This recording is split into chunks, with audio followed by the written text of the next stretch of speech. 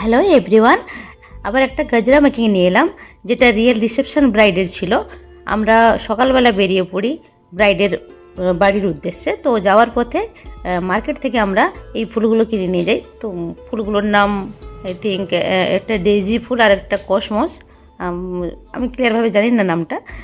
তো এই ফুলগুলো নিয়ে যাই। তো পৌঁছে গিয়েই ওটাকে রেডি করতে বসে পড়ি। তারপর ধীরে ধীরে ধীরে এক এক করে আমার আইডিয়া অনুযায়ী ওটাকে রেডি করি।